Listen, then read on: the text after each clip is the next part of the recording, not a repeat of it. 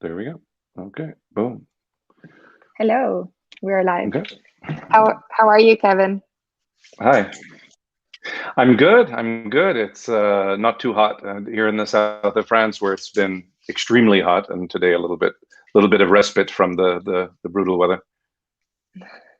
You said you're in the middle of the forest, so if we hear a bit of in and out, that's why. Yeah, exactly. Sorry if Awesome. the connection's not perfect. Well, thank you so much for taking the time. And I mean, it's a huge pleasure to have you here. I was reading through a lot of your very early projects, and so I'm very excited to talk about all of this. But yeah, I'd love for you to introduce yourself and really like go back to kind of like how you got started into blockchain, because I know it's been a while for you. So I'd love to hear that story. Sure. My name is Kevin Abosch. I'm an artist. I've identified as an artist for 30 or 31 or 32 years, somewhere around that. Well, in what was it, 2019? 89, 30 years. Yeah, so in 2019, it was 30 years. And I know that because ZKM, Zentrum für Kunst und Media in Karlsruhe in Germany, was celebrating their 30th anniversary. And I remember being in Germany for the first time, identifying as an artist and realizing that it was the time when this museum opened up. You know, this amazing Museum of Digital Art and Generative Art. I think you have to go back, yeah, to around 1989. I mean, we all make art, I think, well, most people do at some point make art. Every child makes art, but I think most artists have that moment where it goes from being, you know, the practice becomes serious enough that they, you know, begin to say those words, I am an artist, you know, before you're even comfortable to say that, you know. And I can recall that switch. And I was in Germany. It was around the time when the wall came down. It was exactly the time when the wall came down. And I'd been working with doing kind of mixed media work and photography. And I came back to Los Angeles around sometime in 1990, and I had been doing some photographic commissions for clients in Europe, and I was introduced to Henry Geltzaler, who was the once curator of American art and I think 20th century art at the Metropolitan Museum of Art. You know, I mean, he was a contemporary and best friends with the likes of Andy Warhol and Hockney, and he took a liking to my photography, so introduced me to a number of people, including David Hockney, who I did a project with back then, and people like Dennis Hopper and some really interesting, you know, interesting figures, and I was being encouraged by everybody to you know, kind of stick with my photography, which, you know, and at the time I recall thinking it was also nice because it was how I was feeding myself, you know. I had never thought of, you know, I'd never considered that I'd be an artist who supported myself with my art. It was just sort of an internal obligation and something I had to do to keep my sanity. But I think it's important to note that, you know, photography is a technological medium, you know, from optics to photochemistry, to photoelectricity to computational photography, computer vision, and this is a path that I sort of, you know, went down, usually exploring the relationship between myself and a subject. I sort of like to explore that line of where I end and where the subject begins, and vice versa, and the audience for that matter, if there is one. You know, because I'm not documenting a subject just for, you know, the sake of posterity.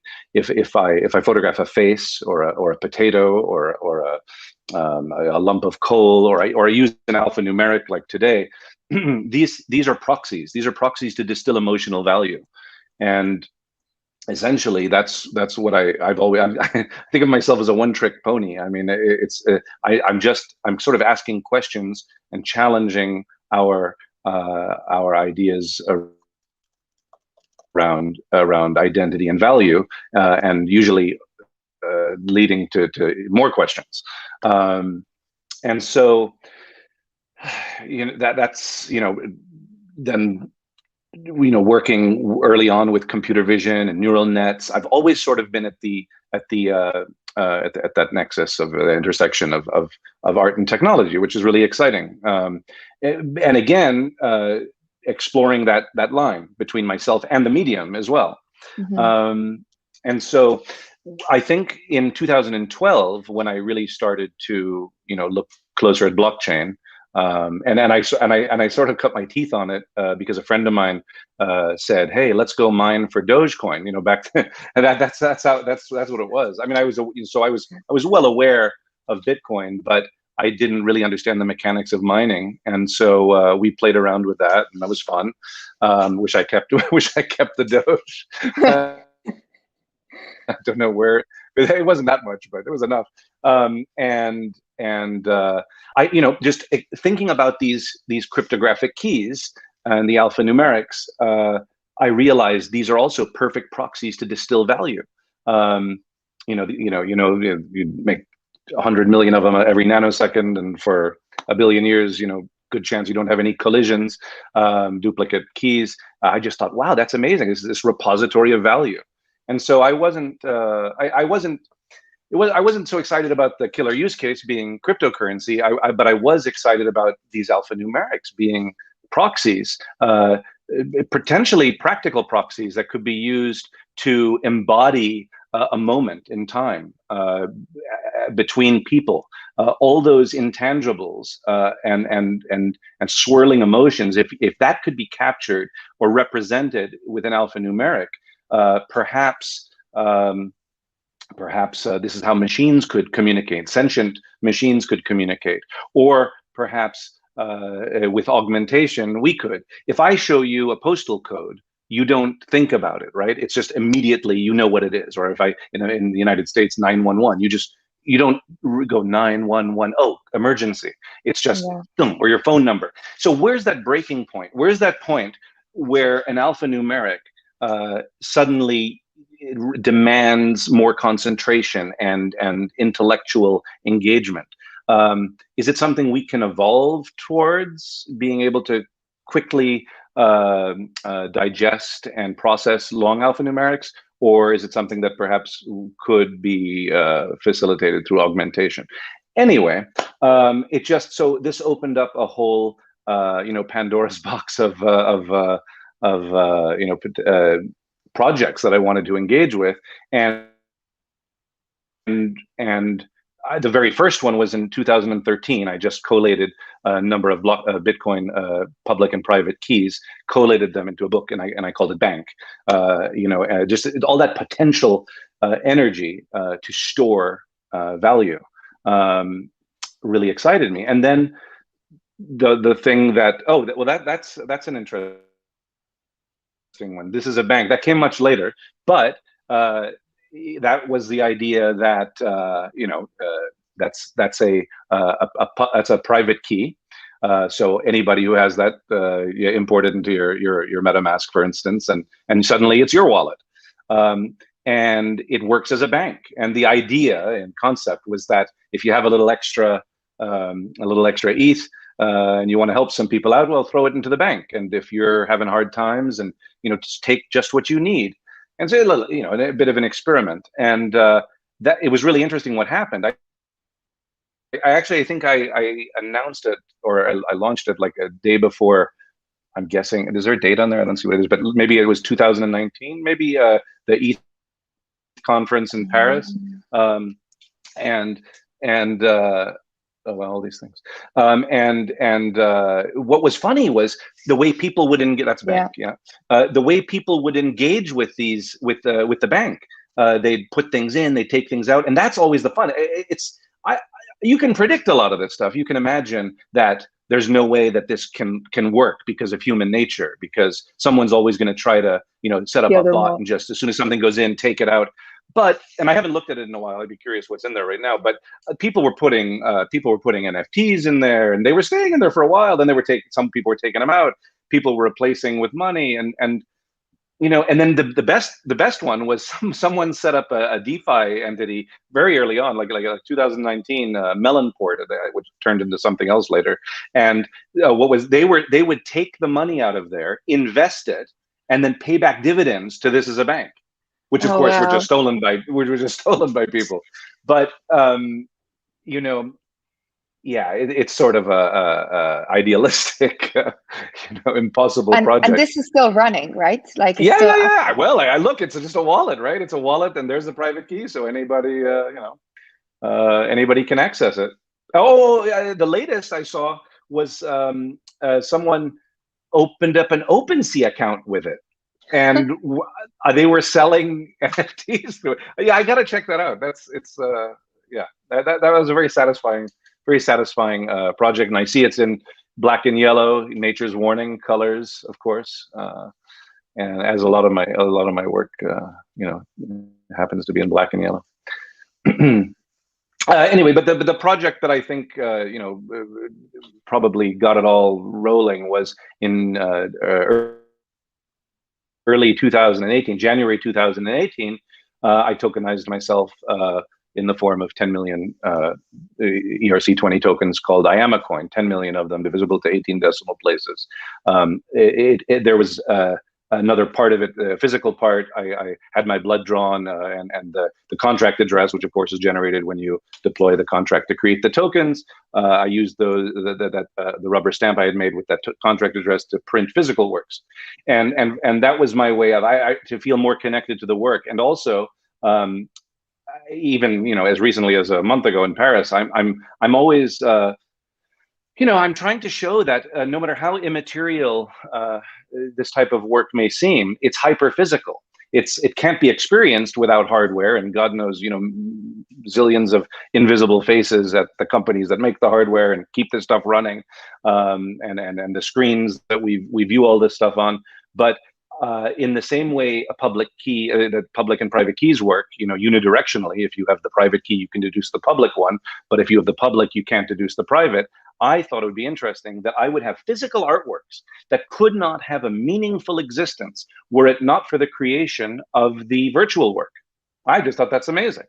So and that was 3 years ago, and people were, wait a second. So the IAMA coin is a piece of art. I mean, it seems silly to have this conversation today, but we've come a long way, I think.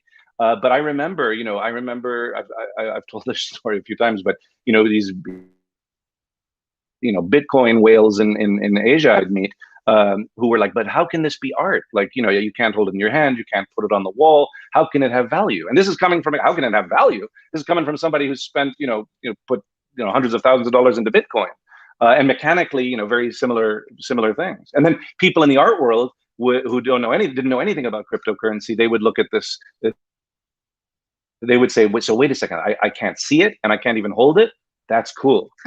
So, and we're talking about the same thing. Now we've come a long way. We've come a long way for sure in the last 3 years. It seems laughable to have this conversation, but well, but I think there is still the tension between the physical and the. But I also think that these sort of experiments are still, very nuanced to you, really. Like, the way that you've kind of really played with the medium and used the medium to create your art form. I think it's still very unique. I haven't seen anything like it. So we've come a long way, but still these are very completely innovative in the space, right? Thank you. I guess. I don't know. Yeah, and then I have to saying 3 years ago, but it seems like a decade ago. It seems like much longer than. A lot's happened look, with the pandemic, which of course has accelerated everything virtual, from the metaverse, working from home, that we're doing this like this. I mean, it's like things are moving fast. Things are moving fast in a good way, I think, in a healthy way. I think it's healthy to move away from obsessing on the physical. Now, I don't necessarily think it's healthy to obsess on possessing. We because even in the virtual space there seems to be this cult of possession, which I understand, of course, and my own work, of course, I suppose, and my livelihood has benefited from the idea that people want to possess something, but the idea of engineering scarcity is also kind of bizarre and almost perverse to me. When you don't need to. If I make a bronze sculpture in an edition, I may only be able to make one or two because I can't afford the materials or the storage facilities. There are limitations, practical limitations, but there really aren't in the digital realm. So I always feel, I don't know if anybody else, I'd be curious if anybody else feels the same way, that it is a little bit awkward in the digital realm to engineer scarcity just for the sake of monetization, just for the sake of giving into this human nature, which I don't know if it's human nature, but this human desire to have something that other people don't have. It's interesting. It's very interesting. And it's, I'd love to hear your thoughts on this too, but like it comes from, it's almost kind of stemming a little bit away from the concept of like a decentralized like ecosystem in a way, because the idea is for, everyone to be involved, to have the possibility to access it. So the fact that, you are almost showing off what other people can't own. Yeah. Kind of, it's almost the opposite in a way. Yeah, lately I've been thinking again, is based on other projects I have about sort of, there's this implicit promise of blockchain to empower the disenfranchised, the marginalized, those who maybe don't have access to traditional mechanisms for distribution or this or that. But in practice, I'd have to say, look, I don't want to harp on gas fees, but like, the average individual can't afford gas. I know there are alternatives, and I know there are ways to work around that, but it kind of reminds me of the beginning of the web. Somebody would put up a website with their poetry and wonder why nobody's seen it and they haven't won a Pulitzer Prize, because there's still that process of discovery that has to happen. That process, I'm fortunate because I've been an artist for a long time and had that sort of wind under my wings, so to speak. And then other artists, everybody has their own story of those who managed to make some sort of mark. How do I saw a statistic recently, and this is not just digital art, but that a fraction of a percent of people around the world who identify as artists, primarily, I'm an artist, make more than like $10,000 a year, right? And then rely on it for their income. And it's no better actually in the digital realm. And we see these headlines all the time. Yeah. We all do. I think you do. Anybody in the crypto space, your non-crypto friends are calling you all the time saying, "Hey, should I get in on this? Like, what's going on? Come on. They're buying JPEGs for $69 million. I want in on this." We all get that, I think. And yeah, if you just listen to the headlines, and the headlines happen, because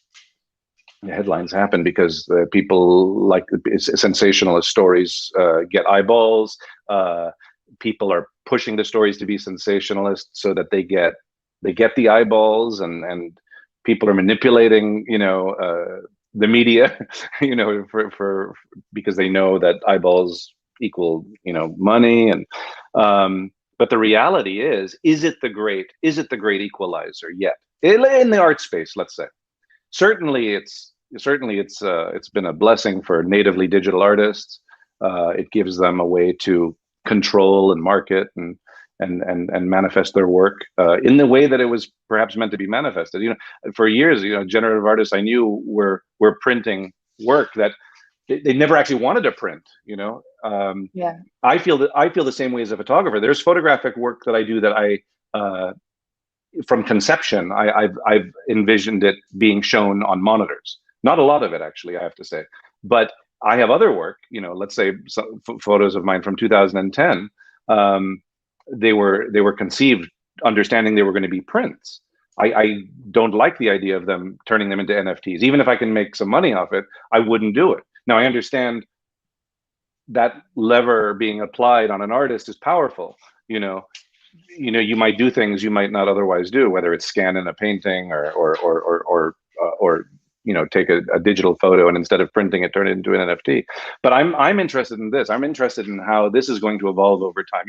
So you talked about maybe it's more centralized, but I want to understand better over time how this power distribution is going to be a little wider, because I think it's pretty narrow right now. Yeah, actually, you bring up, very interesting points. I think for me, like personally, I think the distribution of it is, it's really the reason, of it from the start, right? Like if you even listen to some of the conversations that like Vitalik has, or this is what he thought when he created Ethereum. So yeah, it'll be interesting to see, as you said, like how more experiments and projects can like build on that idea, essentially, rather than becoming almost a elitist like form of ownership in a way, to have an NFT. But I also wanted to touch on what you mentioned before, because I actually had a conversation with Pindar last week, and he mentioned something that I think you're kind of like hinting at now, which is like what does it mean to be like a crypto artist, or what does it mean to do NFTs, to create NFTs, which goes into sure. like playing with the medium a bit more, rather than what you just said. I have a lot of pictures, I have a lot of photos that I took, which I'm not putting on the blockchain because I don't feel like it's right. So I'd love to hear what you think about that. Yeah, I had a brief text exchange with Pindar the other day about that. I remember years ago meeting him, I think 2018, and I think at the time he wasn't sure where he fit in. I mean, he was an AI artist, and there are complications that come along with what he does, and I certainly am on record a number of times struggling with the nomenclature, the term crypto artist, which I still think today it definitely means different things to different people. And just to quickly recap, you're either working thematically with iconography or subject matter pertaining to cryptocurrency and decentralized technology. You are, in my case, using blockchain itself as a medium, as a medium. And then I guess there's this other part where those who use it pretty much simply as a delivery mechanism are now crypto artists. And that's the part I still struggle with, because using that same logic, that means that if I sell my work every day at the local pool, I'm a pool artist. That's or in the garden, I'm a garden artist. Or at a soccer match, I'm a soccer match artist. It doesn't, so I still struggle with that stuff, but I've also sort of I let it slide now. I let it slide. I don't mind really being called a crypto artist myself, because yes, I do use cryptographic keys, and it kind of makes sense. But and then an NFT artist, you don't even get me started. But I think we're moving away from that. I think slowly or surely we're moving away from that. It's not such a big deal. It's funny for me, because I have almost a lifetime of collectors of my work and curators at museums who know my photographic work. They know some of my mixed media, so they know my non-crypto work. And then I think there are a lot of people who collect my crypto work who, for whatever reason, I don't know, maybe they don't actually read my bio or anything, but they're unaware of everything else. And it's fun for me, like even in this conversation, to connect those two, because for me there's a continuum, and they're one and the same.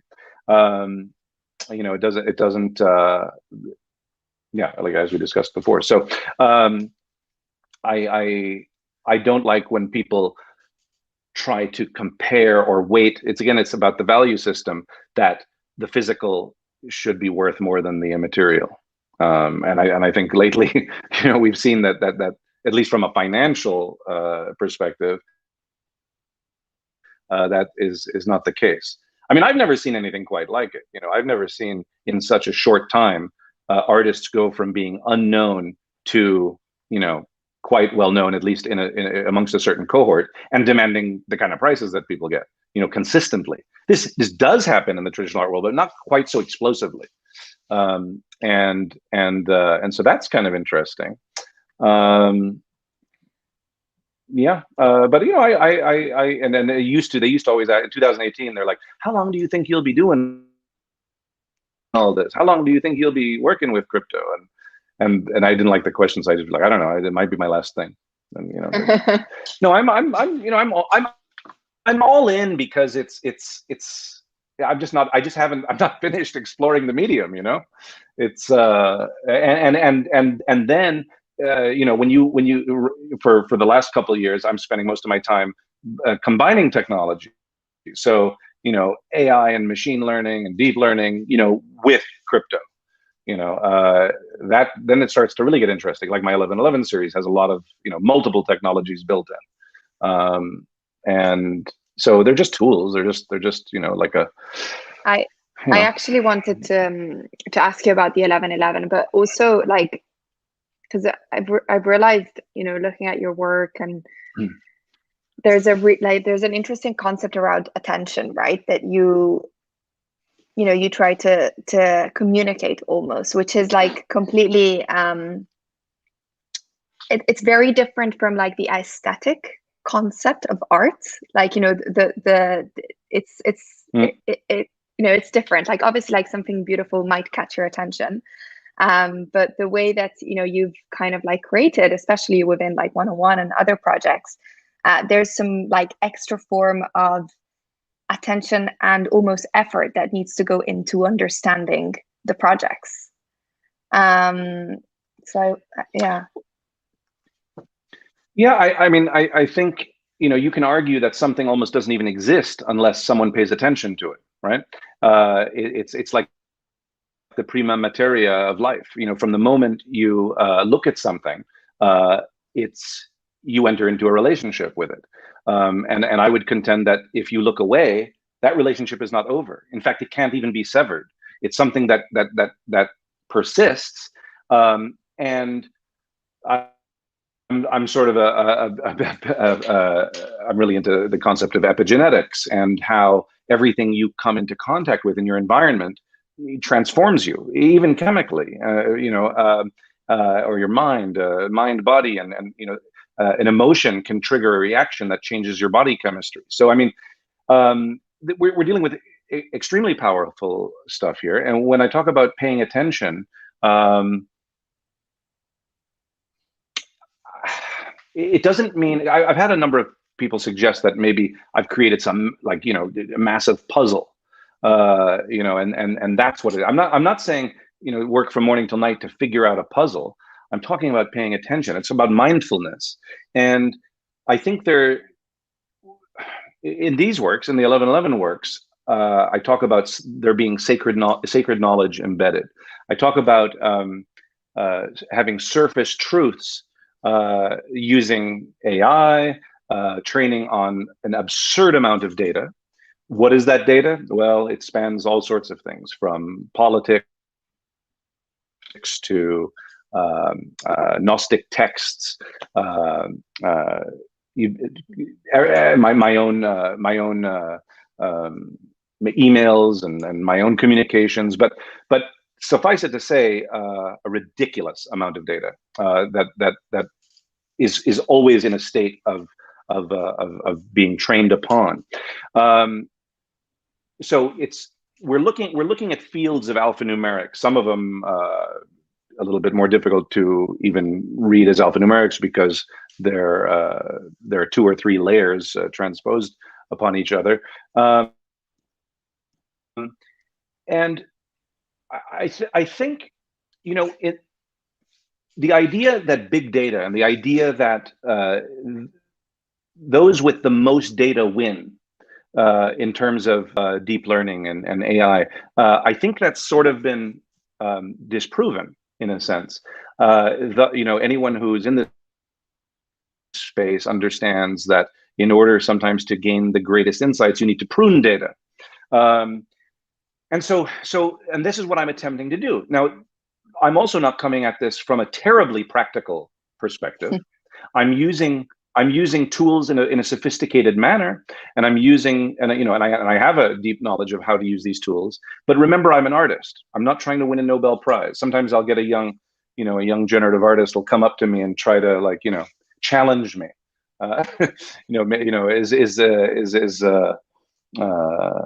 Challenge the integrity of an algorithm or something that I've worked on. And I'm like, listen, are you trying to win a Nobel Prize? Because I'm trying to make art. I only need 10 iterations. I'm not worried about collisions. If you're good for you if you can generate 6 million blah blahs with, and they're all unique. That's great.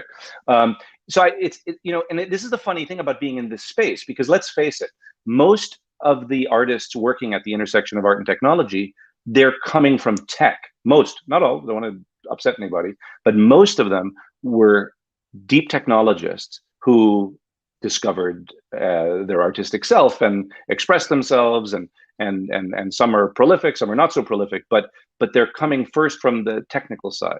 And so I think, and some of them are, and many of them are academics as well. And I think with that comes this sort of expectation of needing to impress their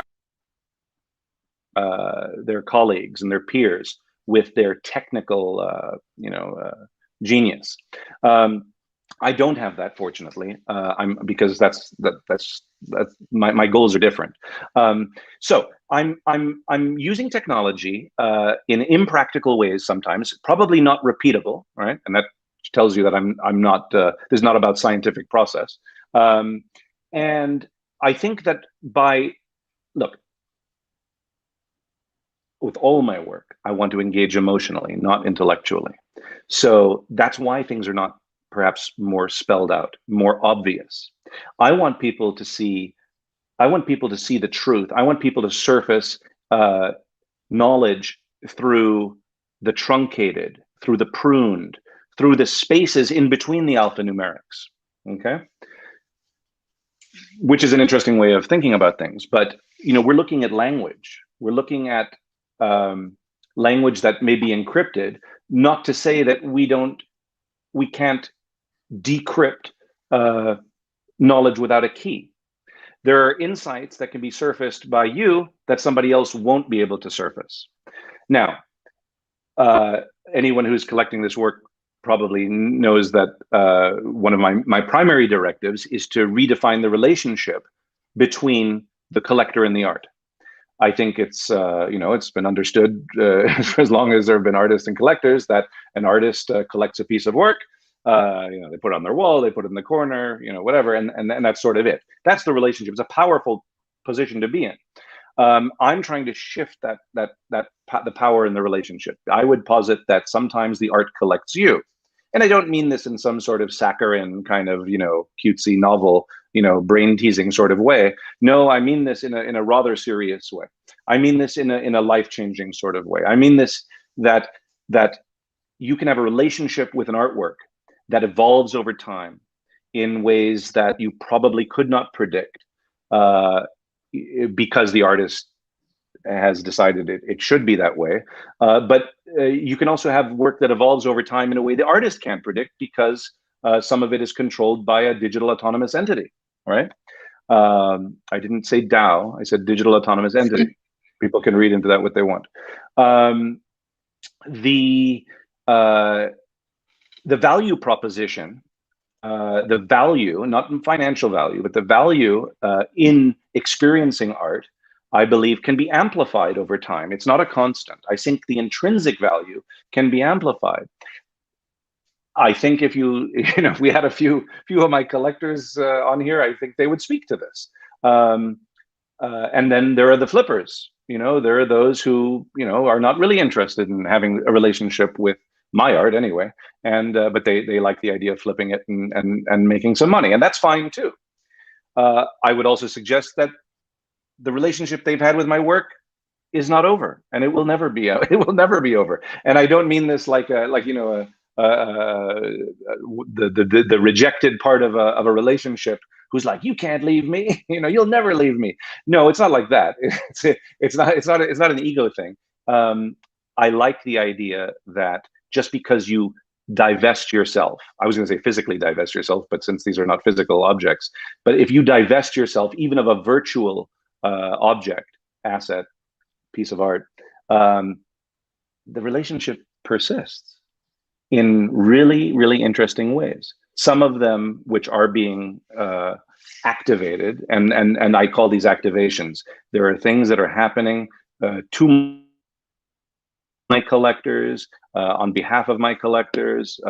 They have happened, they're happening now, and they're happening in the future. So some of them, many of them actually, strangely enough, I think big things have happened, and I've heard nothing. I haven't heard a peep out of anybody. Yes, when I airdrop another piece of work, obviously people notice, or I tip them off when that happens. But there are other things that have happened that, to my knowledge, I'll tell you one right now. I think a couple of people around me know this, but this is breaking news. I don't know, two or 3 months ago, a machine on the back end of my project determined that certain collectors of the work would receive something in their wallet. And it was 0.111 ETH, right? Money, like actual, like currency, right? And I never heard any. I don't know how many people got it, but let's say it was 5 or 10. That's not a lot, but 5 or 10. Nobody. I didn't hear a peep. I didn't hear. Maybe everybody's so fabulously wealthy they don't notice. They don't know. 0.111. Yeah, maybe, I don't know. Or maybe they didn't want to. Maybe they didn't. It didn't occur to them that the 0.1111 was connected to this. For me, that's the fun. Can you imagine if you had a painting on your wall, and in that painting there was a little store, and the store was called like like some Dutch name, like Van Heusen or something. And then one day you're going through your bank balance and you see there's a deposit made, and you're like, where did that come from? And it's from Van Heusen. Who's that? And the only Van Heusen you know in your life is that Van Heusen on the store in the painting, right? Well, maybe you wouldn't connect it. Maybe you wouldn't connect it. But so there's a look, when you collect a piece of work digitally, even though it's all sort of quasi-anonymous, you'd be amazed how much data can be collected.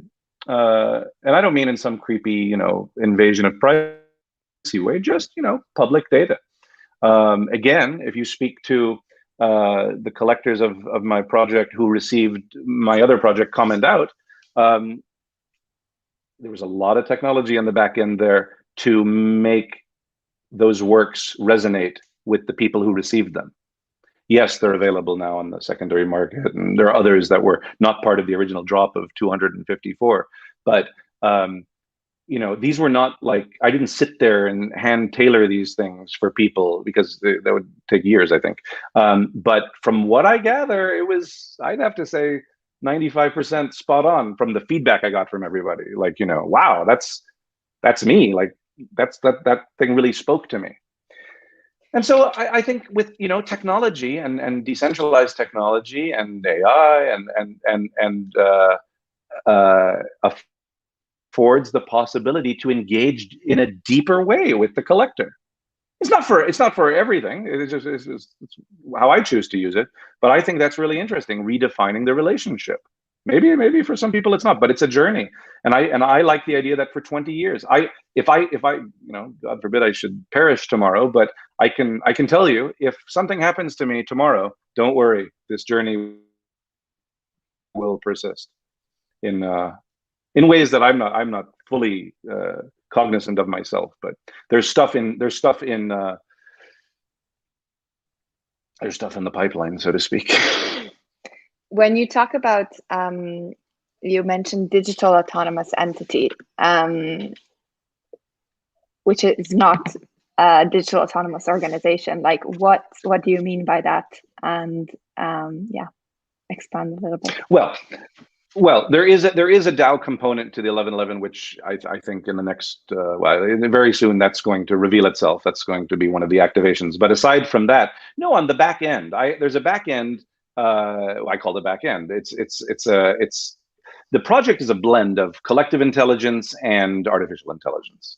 And I'm not talking about I'm not professing to have some crazy sentient, HAL type of computer, but no, I just have some really, really, I think, clever stuff built that over time helps inform the work. It's not really, it's not changing the base work, the original work, but it is definitely having and will have a huge impact on the collectors. I mean, I think, I think I've spoken too much. I think I've said too much, but I think over time, I hope it's life-changing for every one of them. I hope that every one of my collectors has a life-changing, positively life-changing experience. And while I don't wish any of the, the flippers, God bless the flippers, right? Like, again, people have to pay the bills, so they're part of an economy, and that's, it's not something I like to dwell on, but I used to resent the flippers. That's why I'm bringing it up. I used to resent them.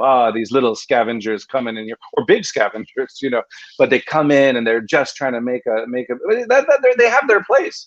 I who investigates the nature of value of all should appreciate this. So, but the flippers are an interesting one. Anyone who divests themselves of one of these works is an interesting subject, because on the one hand, they won't be able to ever break the relationship with the work, and on the other hand, I hope they don't regret it. I hope they don't. I deeply hope they don't regret it.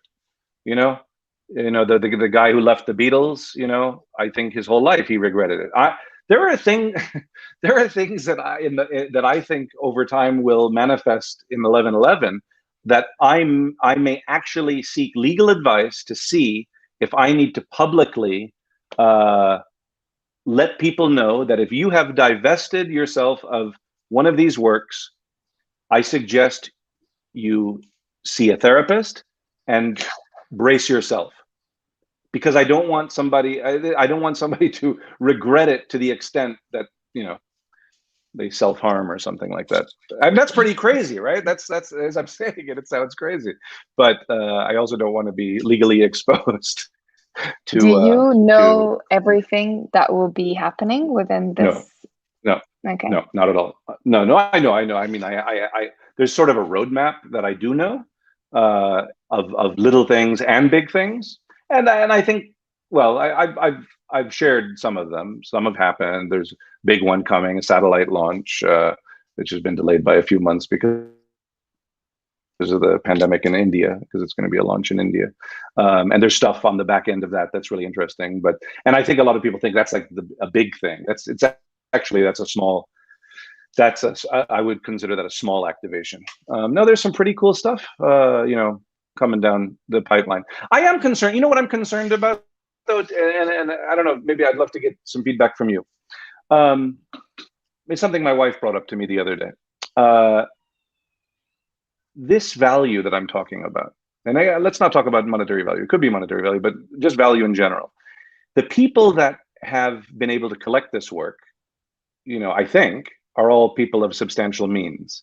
You don't drop thousands of dollars on an NFT, and usually you don't, unless you can afford to, or right? I mean, so we're dealing with people of financial means, and it occurred to me that. Or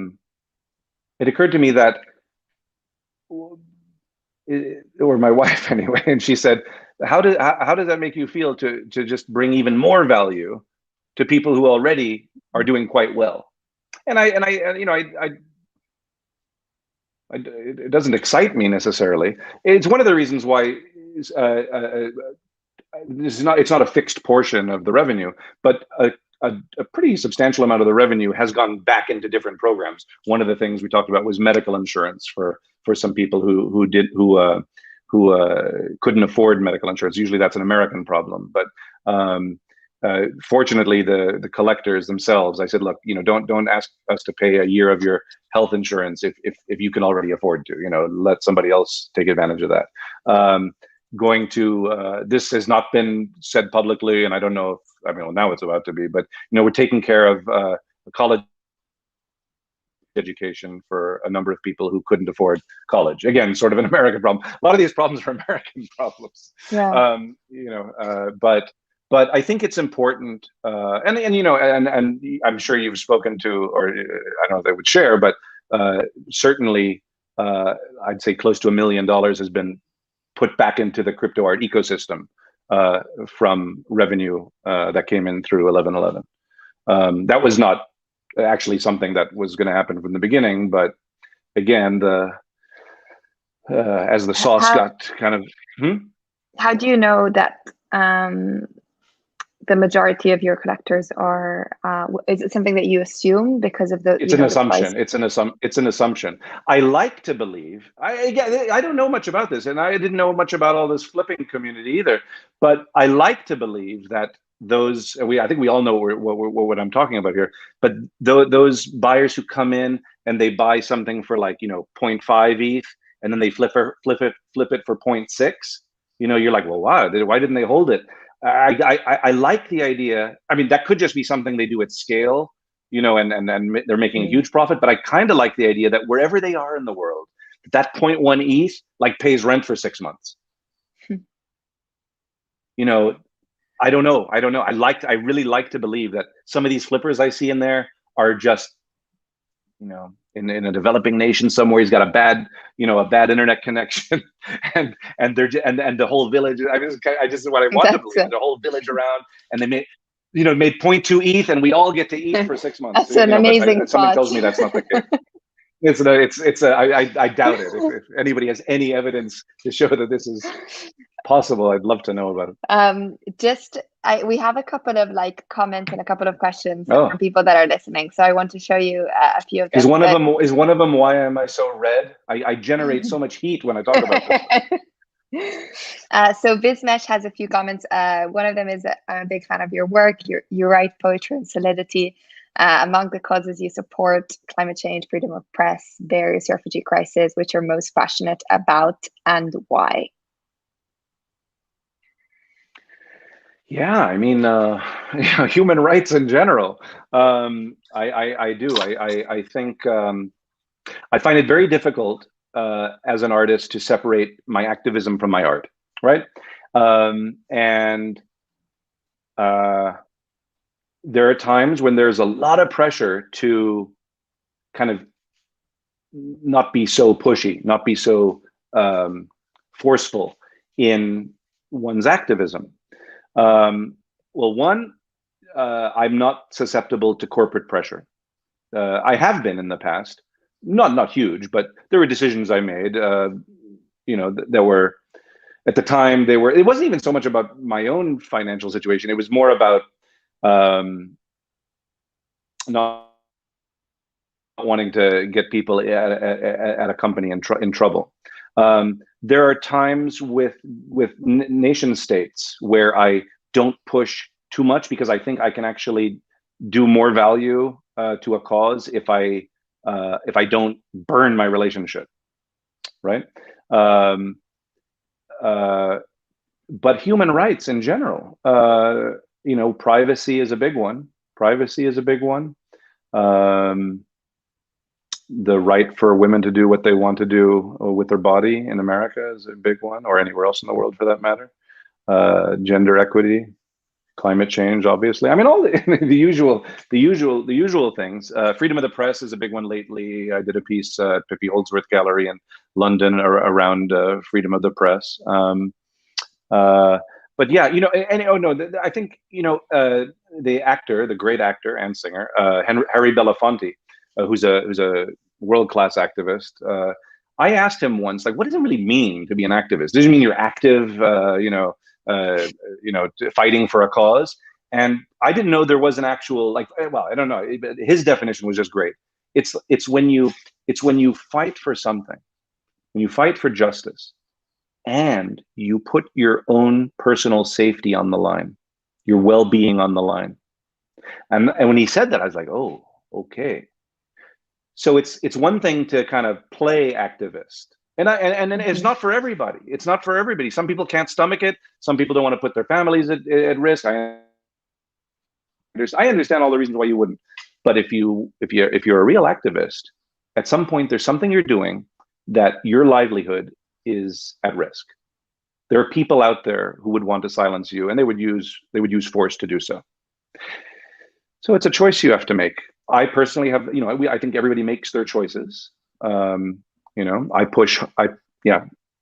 is not the forum to get it because it's an hour-long conversation, but I think I'm on record for what I'm passionate about.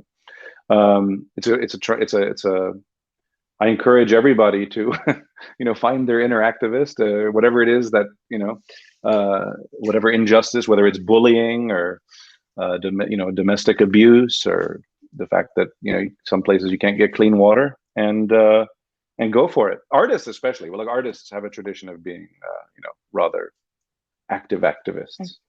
So thanks for the question, Bismarck. Yeah, he has another one, but I have a follow-up from his question too, which is, I'm curious to know what is your, because I get this asked a lot from a climate change perspective, with Ethereum and mining, etc. What is your response to that? My response is we should always be working as hard and as fast as we can to improve the situation.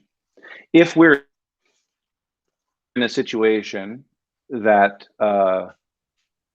is going to lead to imminent doom, well, then it has to stop. If we're in a situation that over time will lead to our imminent doom, then we must work extremely quickly to remedy the situation. And from what I can see, I think we're sort of doing that. I do think, look, I've explored this like most people who are concerned with it have, and I think these matters are being addressed. I mean, I think even Ethereum is trying to address them, and we'll see what happens. I think that's a big one. I think once ETH2 is online, we'll take account of it, and if it's better, substantially better, it's better, and if it's not, well, yeah, we're going to have to make some changes.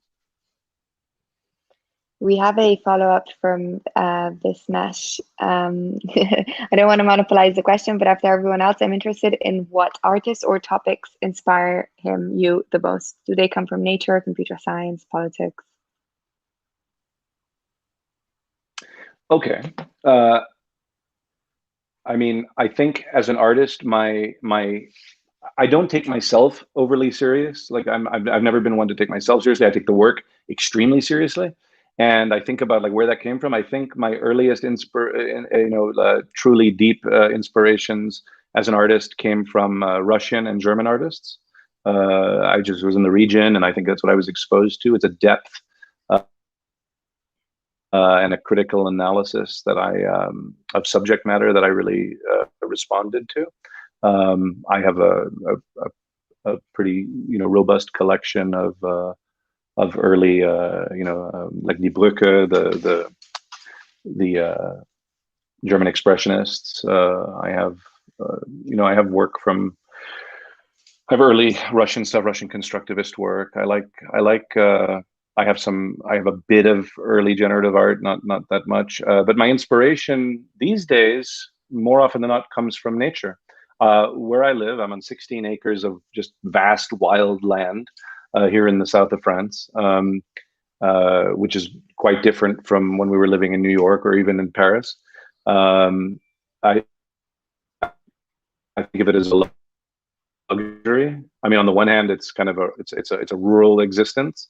There are no stores around here. My internet, I hope this is coming across clearly enough, because there's not much of an internet connection here. But as someone who grew up in big cities, this has been a really eye-opening experience for me. When I go for a walk, I go every morning, I get a little cup of coffee and I go for a walk to the out to the back. I go for a walk, long walk. And I think anyone who lives, I feel like such a city guy, but you see things, you tune in a way that I wouldn't have expected. I look and I'm like, oh, that's a new poop on the ground. I didn't see that yesterday. What kind of animal is that? Like, but it's like watching TV. Like, those bees, like I know those bees, those are the same bees that were in that same spot. Why do they like that spot? And then, walk a little bit more and they're like, another poop. It's great. And then here's something I didn't know. I didn't know that flowers like come up in stages. Like 1 minute, for 2 weeks, it's wild orchids here, and then they go away, and then another flower pops up. I didn't know they showed each other this kind of professional courtesy. We're gonna bloom, we're gonna go away. Now it's your turn and your turn. It's this bizarre order that I just wasn't aware of. So it maybe sounds very naive to people who spend a lot of time in this environment, but I'm surprised how quickly you tune into these things, the subtle things, and just like, how the thyme, we have a lot of wild thyme, the herb growing, and just the stages of when it flowers and then when it kind of breaks down into almost nothing. Like now, if I look out there, there's almost no time. And then, but it's there, it is there. It's sort of in a weird dormant state. And I can tell you that, 4 months ago, I could have gone in the thyme business. I could have produced 3 metric tons of thyme. And I thought about it. And we've got olives and almonds. That's another big one, eating from the land. And looking at the vines, a lot of grapevines around here. And you look at the roots and they're networks. These are all networks. These are, there's so many analogs. Everything you see in nature, there's an analog for it in the technical world, or in the biological world, or so yeah. I can't help but be inspired by all of that. Yeah. So roundabout way of answering your question. Sort of similar question as well, but I think maybe you kind of answered that a lot aside from art. What are your hobbies? My hobbies. I like food. I like to cook. I do almost all the cooking in the household. Yeah, I do a lot of cooking. Play chess. I have an 11 and an 8-year-old, 2 boys, and that's what I spend most of my time. My free time I spend with them. And by the way, that's amazing too. Unlocking latent memories and experiences with the kids. Obviously, anybody with kids knows this. But it's and them calling me on stuff. I think he was out of line, completely out of line, my 11-year-old. But I was working on something the other day, and he suggested that maybe I was selling out. And I looked. I said, he heard me say that about somebody else. I said, selling out? What are you talking about? How am I selling out? He's like, no, I was just thinking maybe. I'm like, yeah, you sure? You sure about that? So they're worried about my career.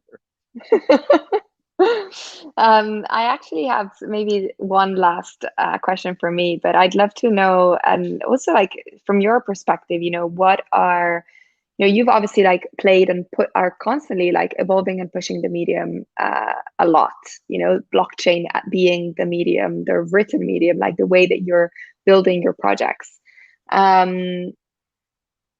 From your perspective and from what you've seen from, the early 2012 up like today, where obviously everything is exploding, NFTs are, pretty much everybody knows what they are. Like, what do you see are interesting buckets for you that are being created within this ecosystem now? If there are any. Buckets. Could be kind of, projects, or, like even just ideas that you feel like people are bouncing around, or has it kind of almost, because of its, how common it is now, how much money there is, have we almost kind of, I don't know if you get what I mean, like gone like behind a little bit with like the innovation? I don't know if that makes sense. Yeah, no, it does. No, and when you ask that, just so many things flood into my head. I mean, it's because this is pretty much all we think about these days. I mean, the DAO is a big thing, and collaborative sort of contracts, I guess, are interesting. I mean, not for me personally so much, but I think there's some interesting stuff there. Work that changes over time. I'm like some of my own, but no, even more so, like the work, literally the work is changing over time. I think it's really, really interesting. I mean, for a reason, not just, you know, kind of randomly, but I like it. I like work that changes as a function of, you know, some data set that's also changing. I The platforms are I'm interested in the development of the platforms through which people experience art in general, and NFTs, and it's fun to see. It's been really fun to see actually how well, one, they all got an infusion of, like, VC money to build out their platforms. I mean, what just rained on them, and then seeing them all have to scale up so quickly to meet the demand of of the market. I'll tell you a funny thought I had though the other day. I And it kind of goes to the whole "is it a bubble" thing, which is I'm sick of that question. But I thought, the NFT market. Here I am talking about the market, which I don't really like to do, but it's the flippers. It's the flippers who've made me think about this. Look, people buy art for different reasons. They buy it because they want to experience it, dwell in this, experience it, or participate in it in some way. They buy it as a form of social proof and validation, i.e., like, look at my, my avatar, and that tells you something about my taste and my bank account, etc. And then the third is investment. And usually it's a combination of these elements that go into why somebody actually collects the work. But I thought about it. I mean, I think and I'm seeing it with my own work. I'm seeing it with other people's work. Certainly, all these kind of avatar projects. I think that's what they're being called now. But like Bored Ape and CryptoPunks and stuff. And Cool Cats. And I think I don't see any sort of bubble going to happen there, and I'll tell you why. I think there's enough of the activity on these platforms is straight up gambling. Straight up gambling. I think it's unregulated gambling. I'm not in a negative way. I'm not saying, like, that it should be regulated. I'm not saying that gambling's bad. Not at all. I just realized that and what's the game? Is it poker? No, it's not poker. Is it a racehorse game? No, it's frequently you have the projects that have, in terms of their ETH value, have appreciated over time, and why they appreciate, we can all speculate. Who knows? And they've appreciated, and they continue to. And then you have these other ones that sort of, like, they go up, they go down, they go up, they go down. Sometimes they actually do just implode. So what's the game? Well, the gambling game would be like last one holding the bag. It would be like duck, duck, goose. I don't know. It's like, but if you tell me that there's a recession in the works, or cryptocurrency is going to implode, casinos are not going to implode, and therefore this decentralized gambling game, I also don't think is going to implode. And it's how we're talking about this. I'm an artist coming on talking about art, but let's face it, when we look at these platforms, I'm not talking about everything, but I'm talking about the volume we're seeing of avatars. We're not going to get into a discussion about whether Bored Ape is art or not. That's up to you to decide. But these projects that are coming out, 10,000, 10,000, 10,000, 10,000, and everybody apes in, as they say, and then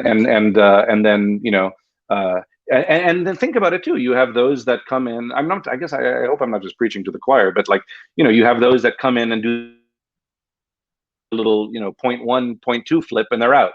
Minimal risk, minimal reward. Then you got the people who are like, okay, I'll hold on a little bit longer. A little more risk, a little more reward. Then you've got the people who have big money and they can play the big game. They're at the baccarat table. I think there's something of an unregulated gambling, like, megalopolis here, and I don't imagine that would ever disappear. I also don't even know how it would ever be regulated unless you I guess, would go after the platforms, which I'd be against myself, but I'm not. I have no say in that. I'm not a civil servant. I have no say in that. And does that's I mean, I think I agree with most of it, but how does that intersect with like? I feel like I don't mean, want to say artists are commodity. Look, this is my I Am a Coin project came out. I didn't talk about that, but that came out of me feeling commodified as an artist because I had a photograph that sold for a lot of money, and then the story had nothing to do about the intrinsic value of my work. It only had to do with the monetary value of my work. And I'm sorry, but any artist who's making money, they're aware of it, and they should be extremely grateful. They're aware of this game. You are being commodified. There are those who collect your work, and I like to believe, and I know that from meaningful conversations with many collectors of my work, they love the work, and they don't plan on even selling it. I think, and some of them I know are wealthy enough that I don't know what the price would be for them to want to sell it or be forced to sell it. But it's not just the avatars that are being used like this. People look at, I know it's happening with art blocks. With a number of the artists on there, you hear the chatter, the conversation about, in a few weeks this is going to be like 3x. You got to get in now. And they play this game. They start I don't know if Duck Duck Goose is the right analogy. The game Duck Duck Goose, where you're in a circle and the last one doesn't get a seat. So I have to work on this analogy, but there's something there. Feel free to send me DMs or whatever. Okay, well, I don't want to keep you any longer. I think it's like really interesting, but yeah, I don't know. Like, do you think that there's? Oh, can I add something to it? But I knew this back in 2018. All the platforms, I said to them, and it's one of the reasons while I was quite early with NFTs, I wasn't on any platform. They had all of them at some point had said, will you come on? And I didn't feel like it was right. And at the time, what I didn't like about it was the conflation of art and collectibles, some more than others, right? And I think what's happened is over time, and again, not going to get into a conversation. I'm not going to say that this 10,000 character cat is not art. It's not a discussion I would ever have.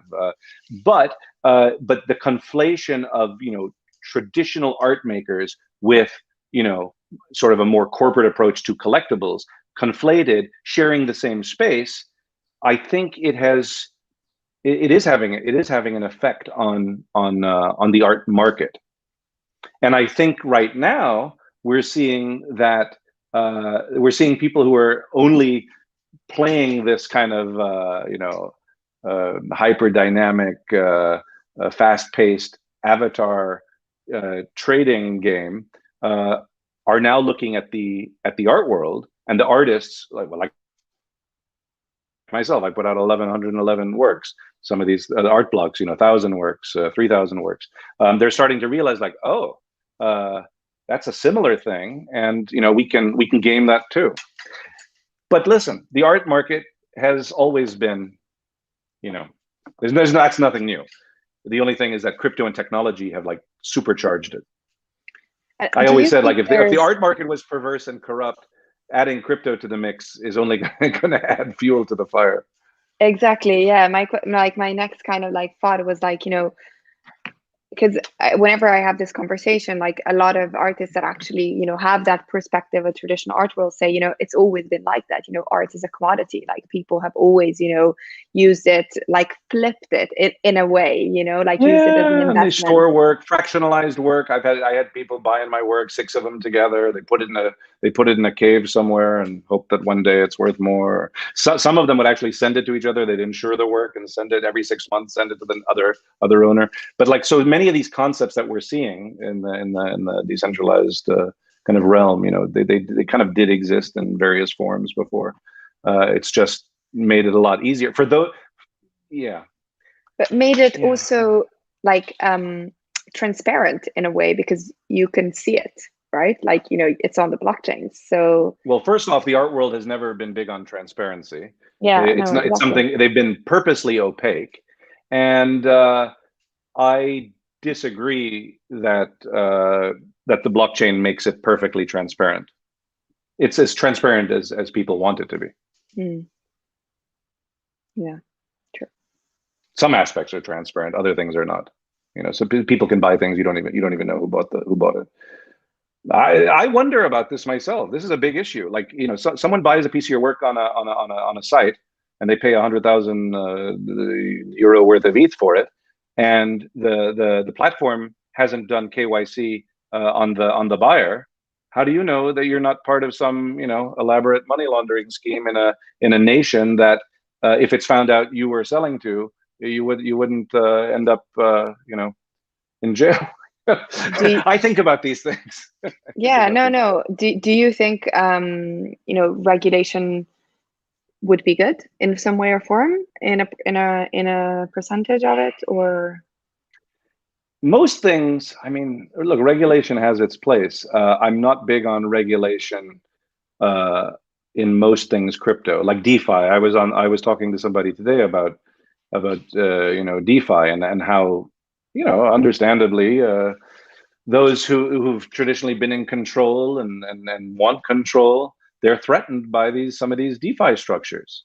How? And I know that they're coming after developers, they're coming after whoever they can find that's associated. If you're, you know, if you had your hand in programming one of these things, well, and you're the only one they can find, well, they're gonna go after you. But what if they can't find anyone? I don't know how you regulate something when there's no human attached to it. I just don't know. I don't know. I don't watch a lot of TV. This is sort of my TV, is just following all this stuff and the you know, the day-to-day evolution of all of this. Okay, well, I how did we get onto this? How do we get onto yeah, no. I will let you go because Okay. I know I've talked you know, hold an hour and we're already past that, but thank you so much. Thank you for the time. It was very interesting, really interesting. So really appreciate it. Thank you very much. Thanks again. Cheers. Bye bye.